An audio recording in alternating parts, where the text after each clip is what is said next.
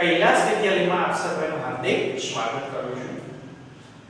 વિદ્યાર્થી મિત્રો, આજનો આપણો આ વિડિયો ધોરણ 11 કોમર્સ માટે છે, જેમાં મુખ્ય વિષય મહત્વનો વિષય કે નામાના મૂળ તત્વો, જે તમારા માટે તદ્દન નવો છે, નવો વિષય છે અને સાથે સાથે ખૂબ જ મહત્વનો છે, કારણ કે આગળ જતા હિસાબી પદ્ધતિ એટલે આપણે જે કાઈ કંપનીમાં જઈશું કે જે ધંધા ઉદ્યોગો ચાલે છે, કોમર્સ એટલે આપણું ધંધા ઉદ્યોગ બિઝનેસ ને રિલેટેડ, એમાં જેટલા ધંધા ઉદ્યોગો હાલે છે, જેટલી કંપનીઓમાં હાલે છે, એમાં દરેકમાં નામાના મૂળ તત્વો વિશે આપણા માટે ખૂબ મહત્વનો બની રહે, કારણ કે દરેક કંપનીના હિસાબો આપણા આ વિષયને આધારે લખાતા હોય છે, એટલા માટે આ વિષય આપણા માટે મહત્વનો છે, તમારા માટે પણ નવો અને પહેલીવાર ભણવામાં આવે છે।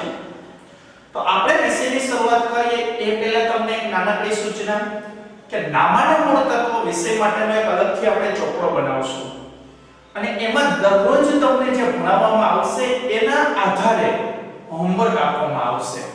આ હોમવર્ક ઈ ચોપડામાં જ કરવાનું રહેશે। શરૂઆત કરીએ એ પહેલા નાનકડી એક આપણે સમજૂતી લઈ લઈએ।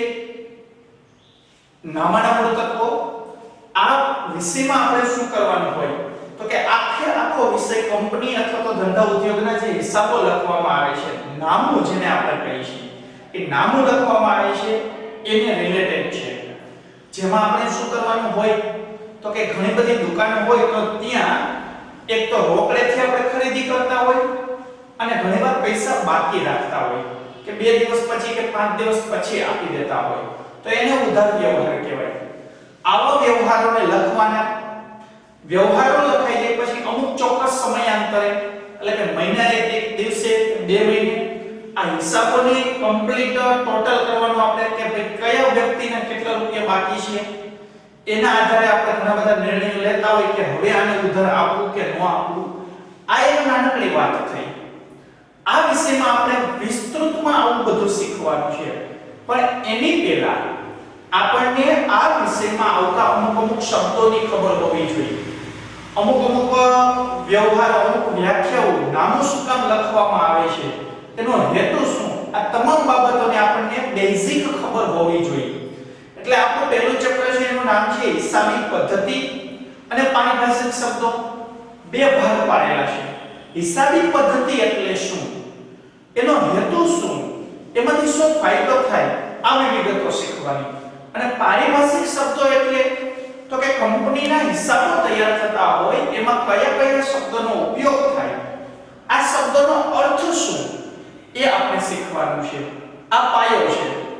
જો આ શબ્દોની આપણને સમજૂતી ન હોય તો આગળના કોઈ પણ ચેપ્ટર કે પ્રકરણમાં, ઇવન ધોરણ 12માં પણ આપણે વ્યવસ્થિત સમજી શકીએ નહીં।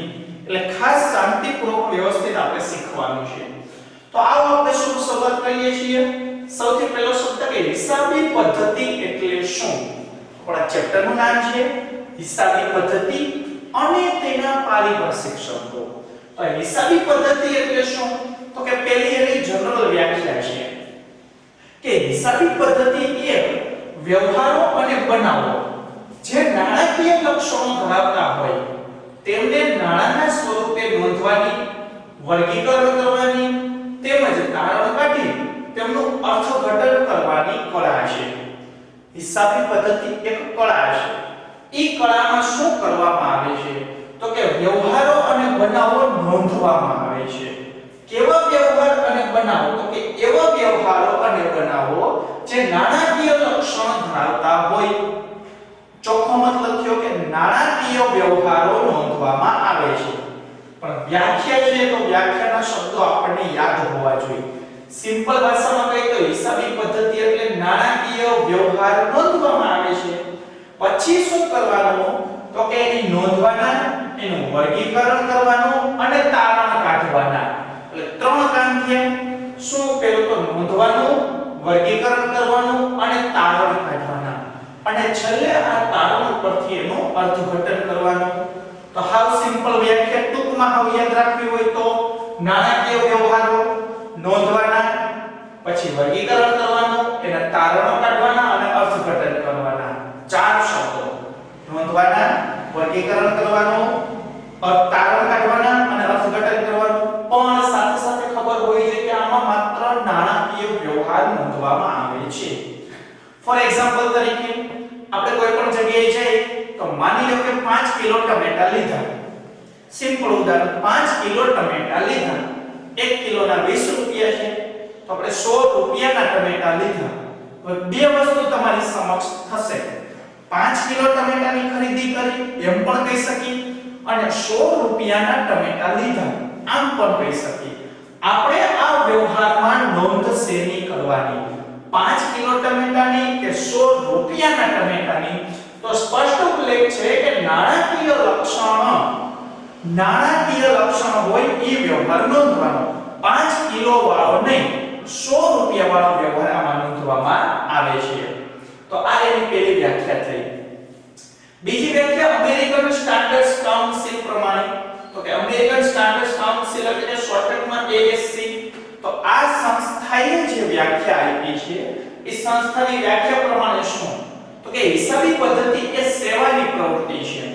જો હિસાબી પદ્ધતિ છે એ સેવાની પ્રવૃત્તિ છે, તેનું કાર્ય ખાસ કરીને નાણાકીય સ્વરૂપની અને આર્થિક પ્રવૃત્તિઓ વિશે જથ્થાત્મક માહિતી આપવાનું છે.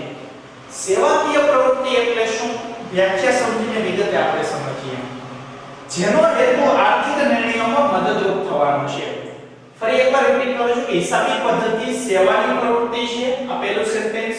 એનું ખાસ કાર્ય શું? તો કે નાણાકીય સ્વરૂપની અને આર્થિક પ્રવૃત્તિઓની, જે નાણામાં જે વ્યવહાર થાય છે એનું, અને આર્થિક પ્રવૃત્તિ જેમાં પૈસાની એટલે કે નાણાંની લેવડ-દેવડ થતી હોય એની જથ્થાત્મક માહિતી એટલે કે એકી સાથે બધી માહિતી પૂરી પાડવાની અને આર્થિક નિર્ણયમાં મદદરૂપ થવાનું કામ કરે છે. તો અહીંયા અર્થઘટન કરી ત્યારે પણ આપણને ઈ જ છે કે અર્થઘટન કરવાથી આપણને કોઈ પણ નિર્ણયો લેવામાં ફાયદો થાય. તો આ અમેરિકન સ્ટાન્ડર્ડ કાઉન્સિલની વ્યાખ્યા છે. હવે આપણે એક શબ્દ સમજી લઈએ, સેવા. એક સેવા શબ્દ છે અને બીજું આર્થિક પ્રવૃત્તિ. તો સૌથી પહેલા આર્થિક પ્રવૃત્તિ, એની સાથે સાથે બિન આર્થિક પ્રવૃત્તિ. તમારે અર્થશાસ્ત્રમાં ભણી ગયા આર્થિક પ્રવૃત્તિ એટલે જેમાં પૈસાની લેવડ-દેવડ થતી હોય, નાણાંની લેવડ-દેવડ થતી હોય તેને આર્થિક પ્રવૃત્તિ કહેવાય. અને જેમાં નાણાંની લેવડ-દેવડ થતી નથી તેને બિન આર્થિક પ્રવૃત્તિ કહેવાય. ત્યાર પછી સેવાની પ્રવૃત્તિ. તો કે સેવામાં શું હોય?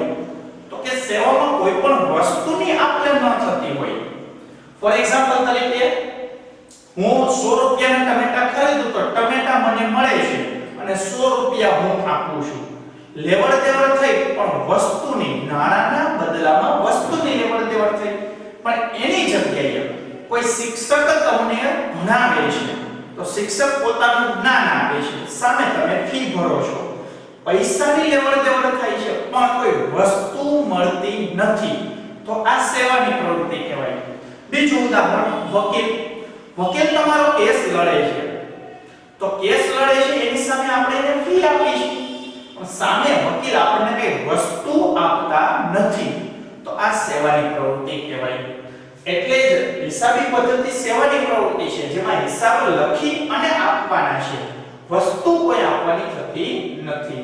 તો એની બે વ્યાખ્યાઓ થઈ. હવે આગળ વધીએ તો હિસાબી પદ્ધતિના લક્ષણો, કે હિસાબી પદ્ધતિમાં કેવી રીતે હિસાબો લખવામાં આવતા હોય, શું શું એમાં આવતું હોય, એના લક્ષણો શું? તો પહેલો પોઈન્ટ છે નાણાકીય લક્ષણ.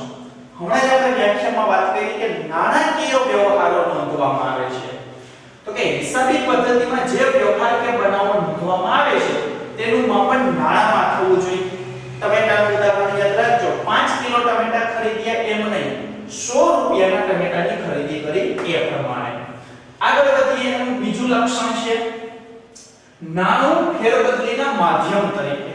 હવે નાણું ફેરબદલીના માધ્યમ તરીકે એટલે તો કે હિસાબી પદ્ધતિમાં કોઈ પણ વ્યવહારમાં નાણું માધ્યમ તરીકે હોવું જોઈએ.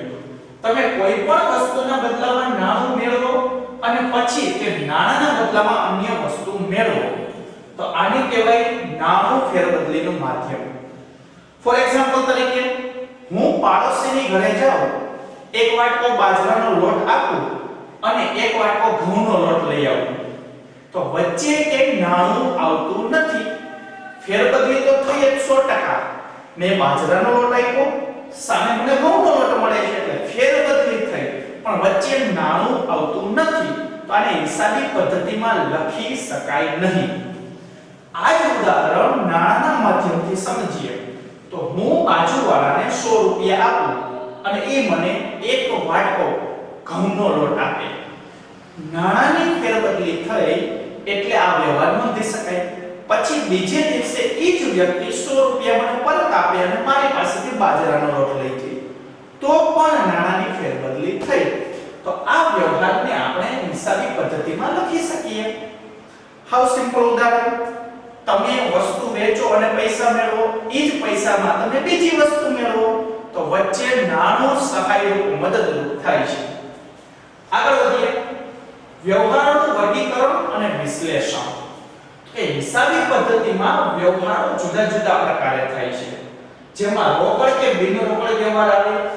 આ વ્યવહારો આવક, ખર્ચ, મિલકત, દેવા વગેરેના હોય.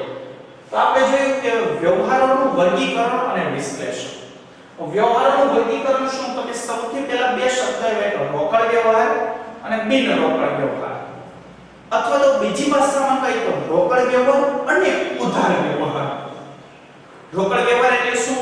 જેમાં રોકડની આપ-લે થાય, દુકાનેથી 1 કિલો શ્રીખંડ લઈ આવી અને 200 રૂપિયા આપી આવી, આને રોકડ વ્યવહાર કહેવાય. અથવા તો દુકાનેથી 1 કિલો શ્રીખંડ લઈ આવી અને દુકાનવાળાને કહેતા કે 5 દિવસ પછી હું પૈસા આપી જઈશ, તો આને બિન રોકડ અથવા ઉધાર વ્યવહાર કહેવાય. પછી આગળ જતા વ્યવહારના કંપની સ્વરૂપ હોય તો જુદા જુદા પ્રકાર હોય, જેમાં આવકના વ્યવહાર. તો આવકના વ્યવહારો એટલે એવા વ્યવહારો કે જેમાં કંપનીને પૈસા મળતા હોય, કોઈ પણ વસ્તુ વેચવાથી પૈસા મળે, તમામ આવકના વ્યવહારો. બીજું ખર્ચના વ્યવહારો. તો એવા વ્યવહારો કે જેમાં કંપનીને ખર્ચ થતો હોય. ફોર એક્ઝામ્પલ તરીકે અહીંથી આપણે બેંગ્લોર વસ્તુને મોકલી છે ટ્રાન્સપોર્ટમાં, તો ટ્રાન્સપોર્ટનો ખર્ચો, તો એ ખર્ચના વ્યવહાર થયા. મજૂરી આપણે ચૂકવી છે તો એ ખર્ચનો વ્યવહાર થયો. કોઈ પણને કમિશન આપી છે તો એ ખર્ચનો વ્યવહાર. લાઇટ બિલ ચૂકવું તો એ ખર્ચાનો વ્યવહાર. આગળ વિગતે આપણે કોને ખર્ચા કહેવાય, કોને આવક કહેવાય એ વ્યવસ્થિત સમજવાનું છે. અત્યારે માત્ર તમને સમજૂતી માટે. મિલકત અને દેવાના વ્યવહાર. મિલકતમાં તો બધાને ખબર જ હોય કે પ્રોપર્ટી જેને આપણે કહી, માની લો કે જમીનની ખરીદી કરી તો મિલકતના વ્યવહારો કહેવાય. ધંધા માટે આપણે મોટું યંત્ર કે કોઈ પણ વાહનની ખરીદી કરી તો એ આપણે મિલકત કહેવાય, તો એ મિલકતના વ્યવહારો. દેવાના વ્યવહારો એટલે શું? તો કે સૌથી પહેલા આપણે દેવું સમજવું પડે. દેવું એટલે શું? તો કે આપણે કોઈ પણ વ્યક્તિ પાસેથી વસ્તુની ખરીદી કરેલી છે, પૈસા ચૂકવેલા નથી, ચૂકવવાના બાકી છે, તો એ આપણા માટે દેવું કહેવાય. એટલે જે વ્યક્તિને આપણે પૈસા ચૂકવવાના બાકી હોય અને ચૂકવી, એ તમામ દેવાના વ્યવહારો કહેવાય.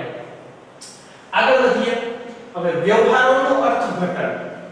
તો કે હિસાબી પદ્ધતિમાં હિસાબો લખાયા બાદ તેનું અર્થઘટન પણ કરવામાં આવે છે. જેમ કે આવક વધુ હોય તો લાભ થયો અને ખર્ચા વધુ હોય તો નુકસાન થયું. તો અર્થઘટન કેવી રીતે કરવાનું હોય? તો કંપની લેવલે જુદું જુદું અર્થઘટન હોય, પણ આપણી સમજૂતી પ્રમાણે આપણે કીધું કે બે પ્રકારના વ્યવહારો થતા હોય. એકમાં આવક થાય અને ખર્ચા થતા હોય. જો તમારી આવક વધુ હોય તો તમને લાભ થયો, એટલે કે આપણે નુકસાન નથી, આપણે ફાયદામાં છે. આપણે અર્થઘટન કર્યું. જો આવક કરતા ખર્ચો વધી જાય તો આપણે નુકસાની ગઈ, આપણે અર્થઘટન કર્યું કહેવાય. તો આવી રીતે તમામ વ્યવહારોનું અર્થઘટન થતું હોય છે. જથ્થાત્મક માહિતી.